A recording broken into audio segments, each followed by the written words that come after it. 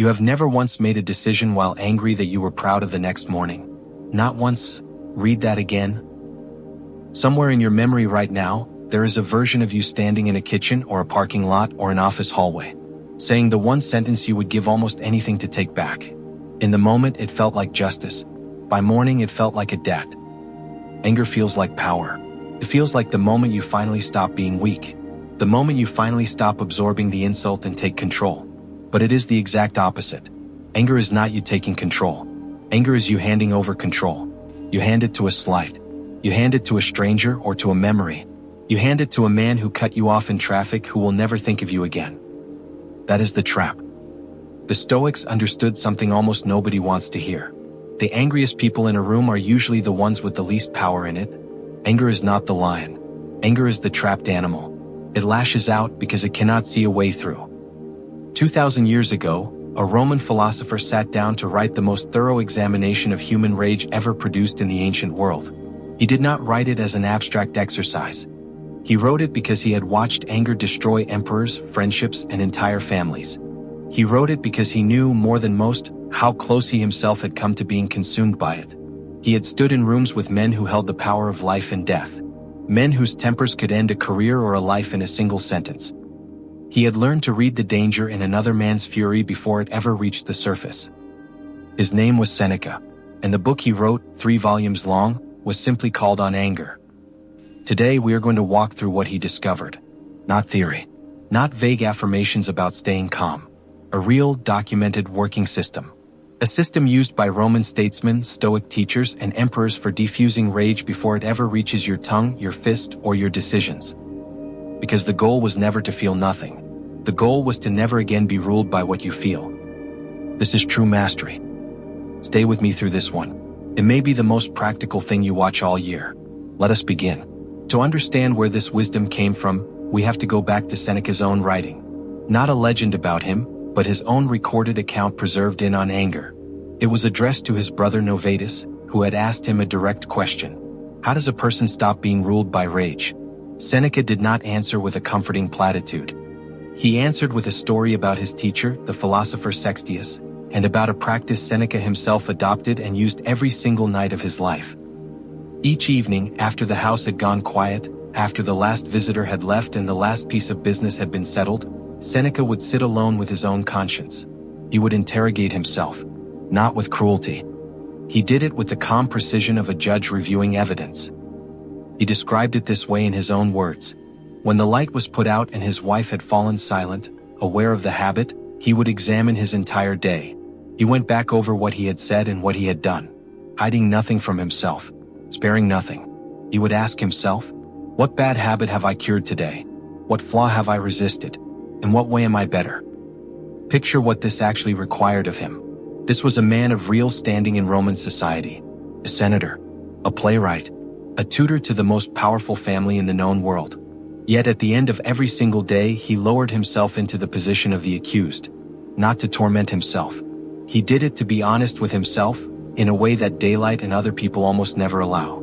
There is no audience in that room. No one to impress with a clever excuse.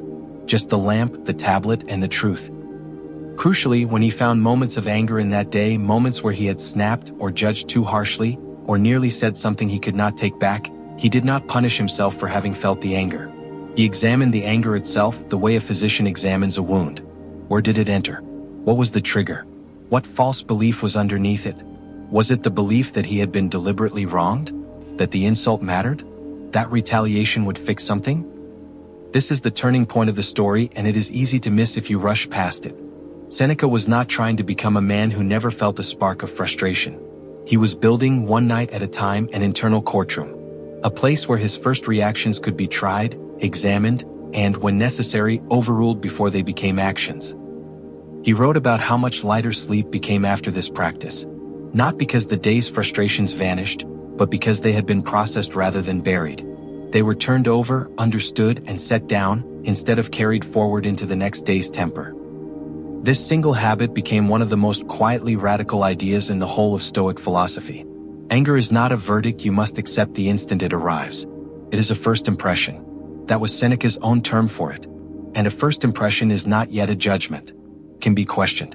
It can be re-examined. If you build the habit of re-examining it, even hours later, even that same night, you begin to weaken its grip on the next time it arrives. Consider the strangeness of what he was doing in the context of his time. Rome was a culture that rewarded visible anger. A senator who could not be provoked was sometimes read as weak, easily overrun, and unworthy of fear. Public life was built on threat and counter-threat, insult and retaliation. A man's honor was often measured by how sharply he answered a slight. Seneca lived inside that culture every single day. He negotiated within it and still came home each night to quietly undo its lessons. He treated every flash of temper not as honor defended, but as a small fire that needed to be put out before it spread. There is a second piece of this story worth telling.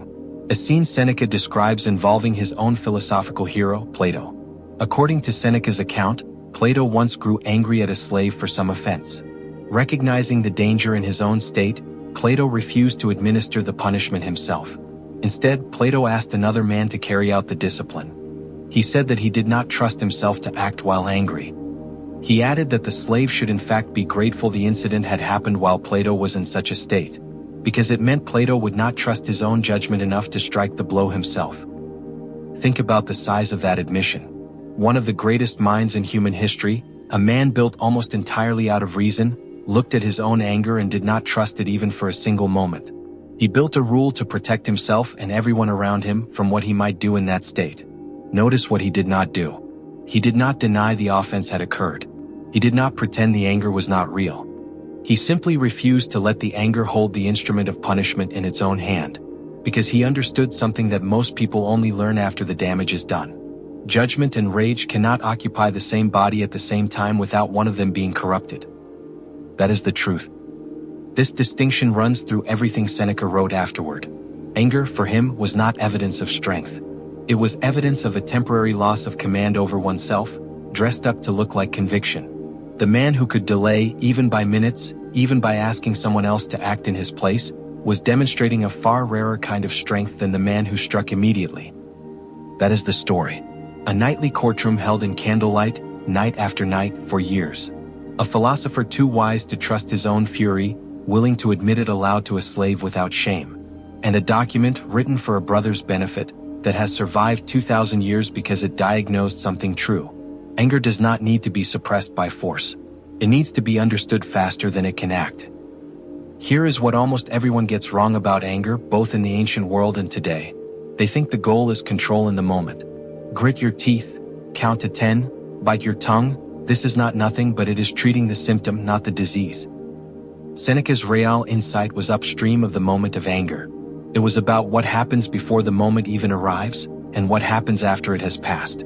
He was not managing anger in real time nearly as much as he was reducing the raw material that turns into anger in the first place. Modern psychology has caught up to this almost exactly. Cognitive behavioral therapy is built on the idea that it is not events that upset us, but our judgments about events. That is a phrase that could be lifted word for word from Epictetus. The insult does not hurt you. Your belief that you have been wronged, that you deserved better, that this should not be happening to you, that is what hurts you. This is not a minor technicality. It is the entire architecture of emotional suffering collapsed into a single sentence. Two people can experience the exact same event. The same curt email. The same dismissive comment in a meeting. The same slow driver in the fast lane. One will be consumed by rage for the rest of the afternoon, while the other barely registers it at all. The event was identical. What differed was the invisible, half-second interpretation layered on top of it. It happens so fast and so automatically that most people mistake it for the event itself. Anger, in this light, is not a reaction to what happened. It is a reaction to a story you told yourself about what happened, at a speed so fast you did not notice you were telling it. Someone is rude to you. In the space of half a second, your mind has already constructed the narrative. They think I am nothing. They disrespected me. I cannot let this go unanswered. None of that is the event. All of that is interpretation. And interpretation is the one thing Epictetus insisted, that is always entirely within your control. This is why Seneca's nightly review worked. He was not trying to win an argument with his anger while it raged. He was slowing down after the fact and interrogating the story, not the event. Was the insult really about him? Was retaliation really going to fix anything? Usually, when examined calmly hours later with the heat gone, the answer was no. And here is the part that connects most directly to success, wealth, and any serious ambition you hold. Anger is expensive. Every angry email you send, every relationship you burn, every reputation you damage in a moment of finally saying what you really think. These are withdrawals from an account that takes years to refill. The people who build real, lasting success are, almost without exception, people who learn to survive provocation without spending their credibility on it. This is not about becoming passive. Seneca was not a passive man. He served as an advisor to an emperor in one of the most dangerous political environments in human history, and he survived it for years through discipline. The lesson is not to never feel anger. The lesson is, never let anger drive. Let it sit in the back seat. Acknowledged, felt, even respected as information, but never handed the wheel. There is a further layer here worth sitting with, because it explains why so many capable, intelligent people still struggle with this exact problem. They know intellectually that anger rarely helps them. Yet, knowing a fact and living by it are two entirely different skills. The gap between them is closed only by repetition. Seneca did not read a single line about anger and become immune to it overnight. He built the habit of examination over years, the same way an athlete builds strength. Not through a single insight, but through thousands of small, repeated corrections. Each one slightly reinforcing the last, until the correction itself becomes closer to instinct than effort. Here is how you actually build this. Not as theory but as practice. The same way Seneca built it, one deliberate repetition at a time. Step 1. The nightly court. Do exactly what Seneca did in the exact order he described. At the end of each day before sleep, sit in silence for 5 to 10 minutes. No phone. No other person speaking. Walk back through the day in order. Do not judge yourself yet. Just recall. What happened at breakfast? What was said in that meeting? What that message made you feel when you read it? Then, and only then, ask 3 questions of each moment that carried heat in it. First, what actually happened in plain fact without the story attached? Second, what did I believe was happening that made me angry? And third, was that belief actually true or was it my fastest, laziest interpretation? Write the answers down if you can, even 3 lines. The physical act of writing forces the honesty Seneca described, because a half-formed excuse looks obviously thin the moment it is on paper. Do this every night for 30 days before judging whether it works. The first 2 weeks will feel awkward, even pointless, like you are narrating your own day back to an empty room. By week 3, you will start to notice something happening in real time during the day itself. A pause, half a second longer than before, right at the moment something would normally set you off. That half second is not an accident. It is the direct, physical result of having rehearsed the examination enough times that your mind starts running it earlier, closer to the moment of provocation instead of hours after it. Keep a single notebook for this, not scattered notes. Over months, that notebook becomes something close to a map of your own temper. The same 3 or 4 triggers will appear again and again, far more often than you would expect. Most people discover their anger is not provoked by 100 different things. It is provoked by 3 or 4 recurring beliefs, dressed in different clothes each time. Step 2. Name the first impression. Seneca's term, the first impression, is a tool you can use the instant anger arrives, not just at night. The moment you feel the heat rise, say to yourself silently exactly this. This is a first impression, not yet a judgment. That single sentence does something powerful. It creates a sliver of distance between you and the feeling. You are no longer inside the anger, fused with it. You are standing slightly outside it, observing it as data. This is not suppression. You are still allowed to feel the heat. You are simply refusing to let the heat write your next sentence or your next action for you. In practice, this looks like a pause of 3 to 5 seconds before you respond to anything that has provoked you. An email, a comment, a slight from someone you love. 5 seconds is enough time for the first impression to reveal itself as exactly that, an impression, not a verdict. Practice this deliberately in low-stakes situations first, the way you would rehearse any skill before relying on it under pressure. A slow cashier, a minor inconvenience, a message that reads slightly colder than you would like. These small provocations are your training ground. Low cost, low risk, and frequent enough that you can rehearse the pause dozens of times a week. By the time a genuinely high-stakes provocation arrives, the kind involving your career, your reputation, or someone you love, the pause will already be a practiced reflex rather than something you are attempting for the first time under the worst possible conditions. Step 3. Borrow Plato's rule. Build a personal rule decided in advance in a calm state for what you will never do while angry. Just like Plato refused to punish while angry, and delegated the decision to a calmer version of himself. Decide now, not in the heat of the next conflict, that you will never send an angry message the same hour you draft it. Never make a firing, a breakup, or a major financial decision while your pulse is elevated from a confrontation. Write the draft if you need to release the pressure. Then close the laptop, walk away, and revisit it only after real time has passed. A rule decided in advance survives the moment far better than willpower summoned in the moment. The power of this step lies entirely in the timing of the decision. Willpower is at its weakest exactly when you need it most, in the middle of the provocation, with your pulse already elevated and your mind already constructing its justification for retaliation. A rule set in a calm state does not ask you to summon willpower in that moment at all. It only asks you to follow an instruction your calmer self already left behind for you. Treat these rules as non-negotiable, the same way a surgeon does not renegotiate sterile procedure in the middle of an operation just because it feels inconvenient that day. Step 4. Audit the cost. Once a week, review any moment where anger did drive, where you said the sharp thing, sent the message, or slammed the door. Do not shame yourself. Simply calculate honestly what it cost. A damaged relationship. An hour of your own peace. A reputation with someone whose respect you actually wanted. This is not about guilt. It is about training your mind to see anger the way Seneca saw it in his own ledger. Consistently, measurably expensive, far more often than it is ever worth. Do this arithmetic in concrete terms whenever you can. Not, I felt bad afterward, but the actual, specific consequence.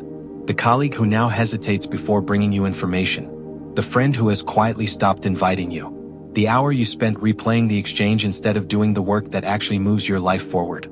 Anger almost never announces its bill immediately. It arrives weeks later in the form of trust withdrawn, or an opportunity that quietly goes to someone else instead. Naming the bill explicitly, in writing, is what finally makes the cost feel as real as the momentary satisfaction of the outburst once did. Do these 4 things consistently and something shifts. Not because you have become numb, but because you have built, exactly as Seneca did, a courtroom between the spark and the fire. And that courtroom over time becomes the strongest part of you. You will still feel anger. That was never the target. Seneca felt it, Plato felt it, every Stoic who ever wrote a word about self-mastery felt the exact same heat you feel. The same tightening in the chest. The same flash behind the eyes. The difference was never the absence of the feeling. The difference was the half second they built between the feeling and the response, and what they chose to fill that half second with. Somewhere tonight, something will provoke you. A message, a driver, a person who was supposed to know better. And in that instant, you will have a choice that most people do not even realize is a choice. To hand the wheel to the first impression, or to remember that it is only that, an impression, not yet a verdict. Most people never learn there was ever a choice to make. They live their entire lives believing the anger arrived and the response followed automatically, as if the two were welded together, inseparable. They are not. There is a seam between them, thin as it may be. Every exercise here exists for one purpose only, to widen that seam patiently night after night until it is wide enough to think inside of. Build the courtroom. Do the nightly review. Borrow the rule. Calculate the cost. None of it will make you unshakable overnight, and none of it should. Seneca did not become the man who wrote on anger in a single evening. He became him one honest night at a time, one small correction after another, compounding quietly over years no one else ever saw. And the next time the fire rises, you will not be its servant. You will be the one holding the flame. Steady, deliberate, and entirely your own. The first impression is not the verdict. If this brought you even a moment of clarity, subscribe. There is far more of this waiting for you. There are more nights like Seneca's, more courtrooms to build, more of the old, tested wisdom that the modern world has quietly forgotten it needs. Until the next one, stay steady, stay sharp, and never hand your fire to anyone but yourself.